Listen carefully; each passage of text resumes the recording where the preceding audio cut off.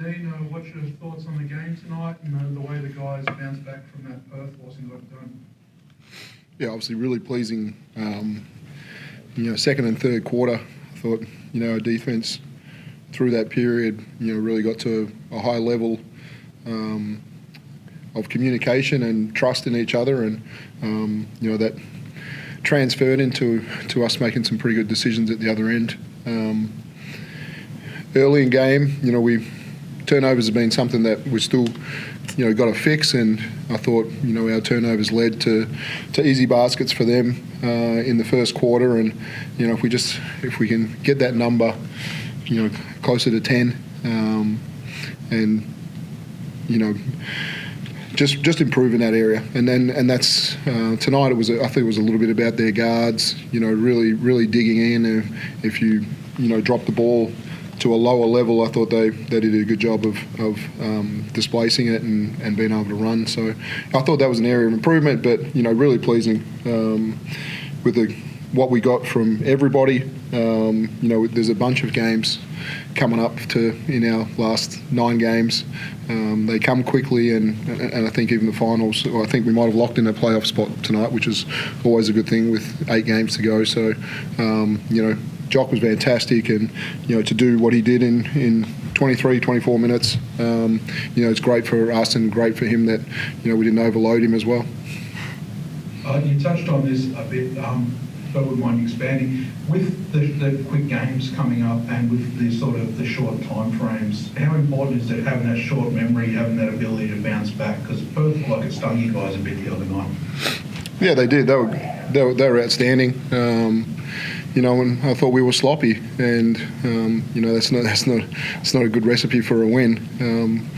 We look forward to going over there, making the improvements. I thought we had a practice session that was pretty intense a day ago, but we needed to fix the things that happened in the Perth game, and I thought the commitment for the boys to roll into that practice to go at game intensity for a good 20 minutes plus, just to fix what we did in the last game, as a credit to the group to say, sometimes we need load management, sometimes we actually just need to solve it. And I thought, I was really pleased, and I thought we'd come out the right way after we had that practice yesterday. Jock, what got you going tonight, and also what got your offense in particular really rolling in that third quarter? Not to be cliche or anything, but I think that first quarter especially was just my teammates. I didn't really do anything other than just catch a couple lobs and, come off they're good plays. So for them to kind of find me on that first quarter and get me going was really good, but I was sloppy defensively. I was giving up a lot, so I thought that offensively tonight I had it rolling, but defensively it wasn't great, and I can't do that against Perth. And I think that's where my head's at right now is just for me to not hold my end of the bargain defensively wasn't great, and that's going to hurt us against a really, really good team like Perth. So apart from that, it was they were switching. Maybe they've had some success in the past with that, but tonight it didn't work out for them, and it was just kind of feeding off my teammates and their coverage. Dean, with Dave Anderson's addition, you gave a few minutes at the end there. Do you actually see a role for him on the court once you get some time into him, or is he sort of there as a bit of insurance, a bit of help out in case any other guys need rest? Yeah, we'll see what level he can get to. He hasn't practiced with us yet. He didn't.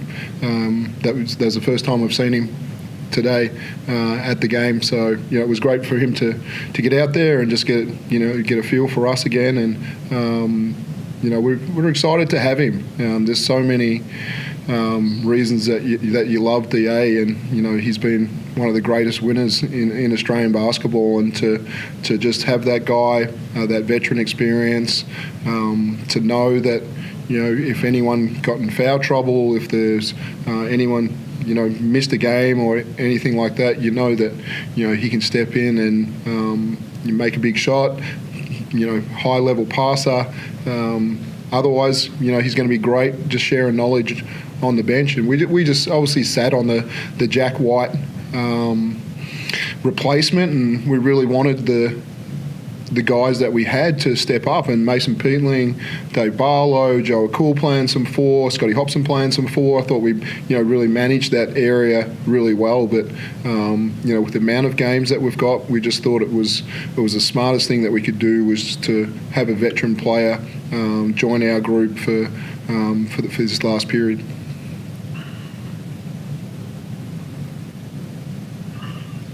Yeah, Jock, I just wanted to touch on something you said a little bit earlier. You mentioned when they were switching onto you, and I think the Phoenix in general are a little bit of a smaller team, so if you get the switch, you're probably going to like the matchup.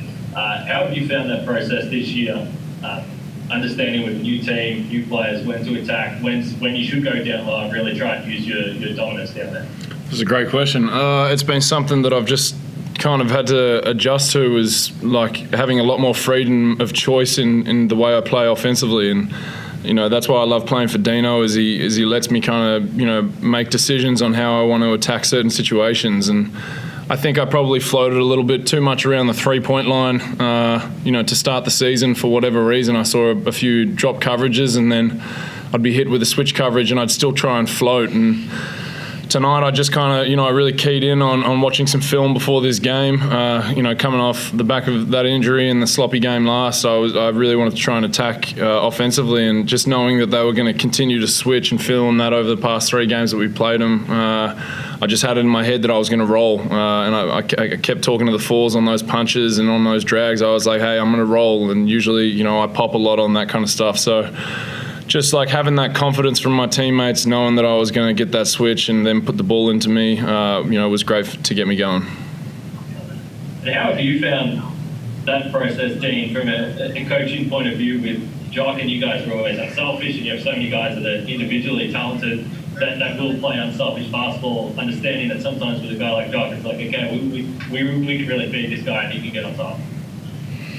Yeah, we've gone through the waves of absolutely heavy double teams. We got our spacing better through the course of the year to say, there's pretty heavy punishments if you want to come and double him from different areas, and so now there's a bit of a mix right now about what's happening, but I think we're just grown as a group about going to the hot hand, and he was really good tonight, and the guys continue to feed him the basketball, and even the one Scotty has a isolation play, penetrates and makes him a quick whip it pass for 3, and just some of those extra passes that people made to get good looks. And I loved Scotty's minutes tonight. I thought he was super aggressive and just a massive punch for us.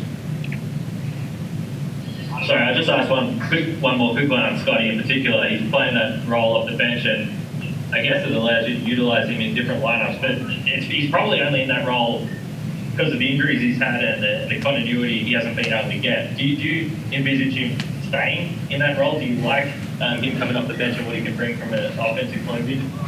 Yeah, no, we'll just, we'll continue to look at the matchups in games, and we're really valued, Sammy Mack's defense on elite guards as well to start games, and but I saw, Mitch just go to another level, defensively tonight as well, and so, then there's options to say, yep, if we want to, roll Mitch out on their best guy. I think that's always a challenge when you're running the team. You've got the best guy defensively. That's one of the tough challenges that we saw with Casper over the years. And so, sometimes I just like to give him one major role to run the team and guard a secondary guy a little bit. Then I thought we saw Hop has really grown defensively, and he's starting to really believe in it as well. So, if he continues to do that, we have lots of options moving forward. Just one for me, Jock. You landed pretty awkwardly, it looked, in that fourth quarter.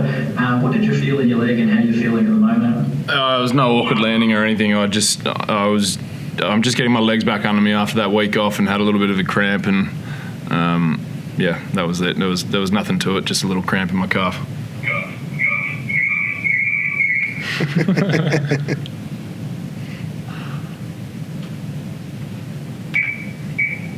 Thanks, guys. If there's no more, we'll finish up.